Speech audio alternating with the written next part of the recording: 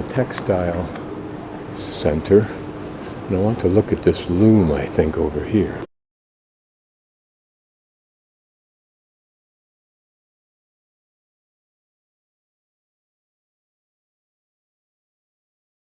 This is a Jacquard loom, Jacquard, imported to Japan, doesn't say where, in 1873.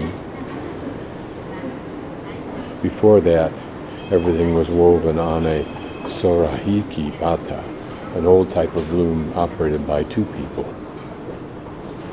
This loom is covered up. I guess it's a loom, but I can't tell. For some reason it is covered up.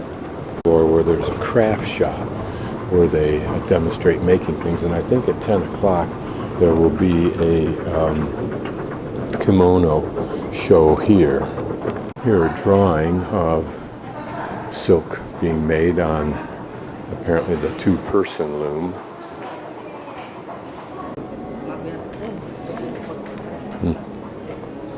Here we have what we normally think of as fans, but here is what somewhat like what the daimyo might have carried, because all of the men in those days carried this, and it was like their iPad and iPod. They would then write on it, keep notes on it during the day. This is probably for classrooms of some sort, or where they can bring people on tours and they can actually sit here and make or participate in the process, at least. Obi. Ah. Oh, obi. Ah. This is an obi, what a woman would put around her waist when she's wearing it. Upside down? Ah, it's upside down. Ah, but there so you can see the finished product there. Yes, that's a pattern. Ah, and that's the pattern. Oh, the pattern. So it's... comes up. Ah.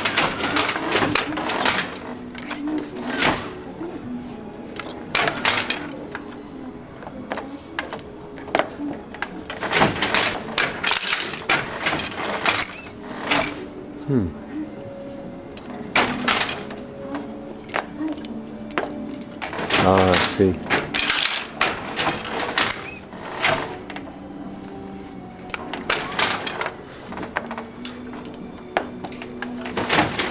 Almost too fast to follow, and to know. Apparently that pattern device over there, the punched holes like a old pianos, I forget what they were called, controls what's actually happening.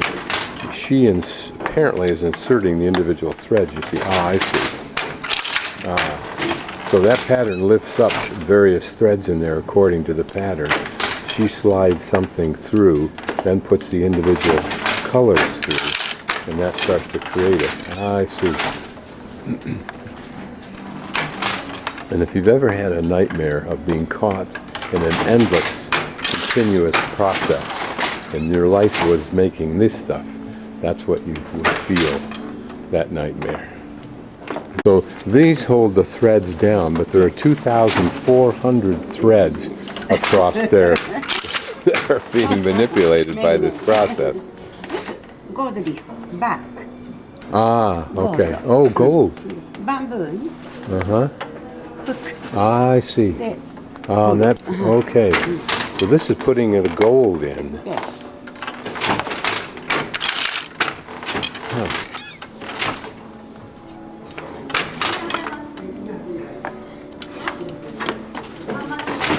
Her foot is controlling the step, yeah.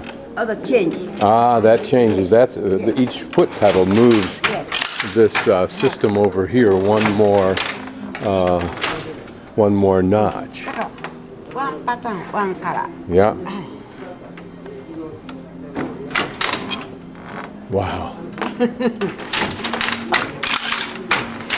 So I'm going to read this quickly. When the pedal is stepped on, the jacquard installed on the upper part of the machine lifts the number of the warps according to the instruction given by the holes of the perforated cards. Then the wefts will pass through the warps with a shuttle or a spatula. The operation of jacquard with perforated cards is very similar to the principle of an electronic computer. Yes, it is.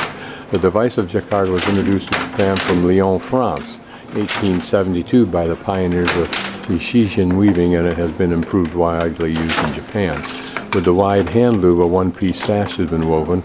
With the narrow hand loom, a double woven sash has been woven with an efficient instrument called the hijiki. Given me a brochure that I can use or read also that will give me more explanation, but one has to wonder how 140 years ago they developed this. How did they punch it out? These other instruments, tools of the instrument, oh, spools of the thread, various threads here. Something, of course, tells her when they need to change the threads, or the threads may already be in place there, I'm not sure.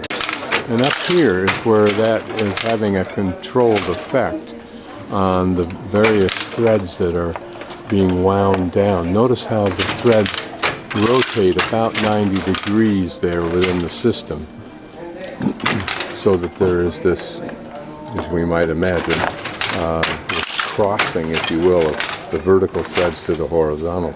Probably more copies of looms that would have been smaller, more manual, as with this one.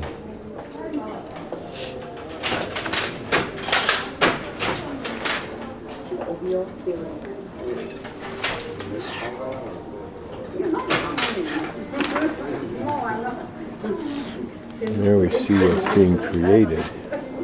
This without the benefit of the Jacquard method.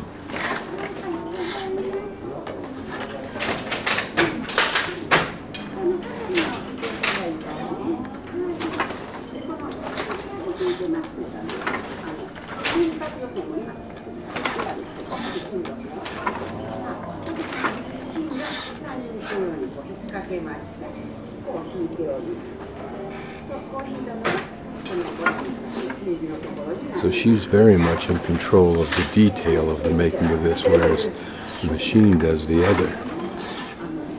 Wow.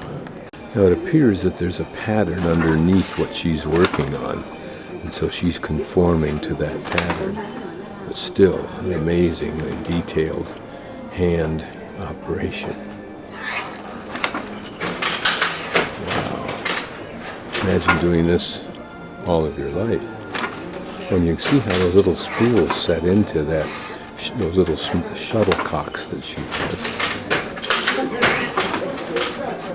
Those in their own rights would be antique collector's items. The kind of comb that she's using, she's showing to me. Even finer comb there. Ah, serrated edge to it too. That's some sort, oh, just fine comb. Oh, and her fingers. So she takes her fingernails, and her fingernails become tools by using that file. How fascinating is that? Ah, there you can see her working with that. So her fingers are more than just fingernails. Wow.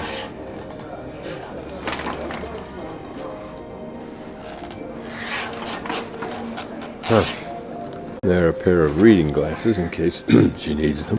Here, probably something for making the thread of silk for the looms. So you can see these devices do something here.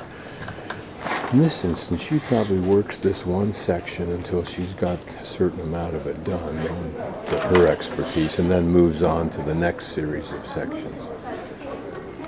Here are just other machines used for other things. I don't know.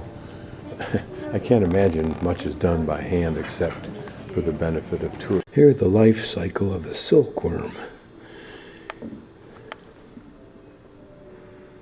Can't quite fathom it, except I think.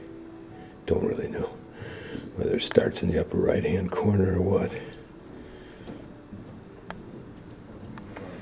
But anyway, that little bugger has produced this incredible industry. Here, a somewhat benign picture of the work. Here we get a display of some of these little devices that we've seen below. We'll take a closer look at them. Interesting, notice there's a glass of water in there to keep the humidity high, whereas normally the reverse is the case. But here, if they don't, these wooden implements will dry out. Makes sense. Imagine how each of the different designs that We see only two significantly. There's some different sizes, but are intimately known by the women that we just spoke to.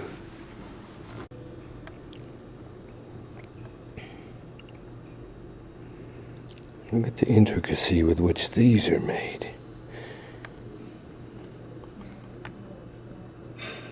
What are those 5 little holes for, I wonder?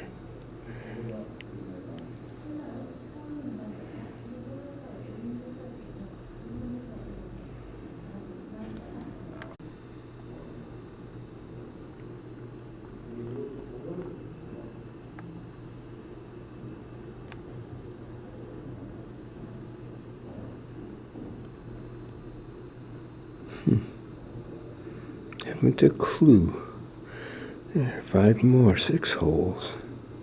What's fascinating to me when you look at a variety of such implements that are all the same and for such an esoteric specific purpose, you can only begin to imagine the time required to evolve each of those little nuances that I'm incapable of knowing about right now. Here a wooden copy of the Jacquard system. Here it all looks so nifty. But imagine what that does to your back after a decade of doing this stuff when you're sitting like that. Although these people, except for the old women I see that are hunched over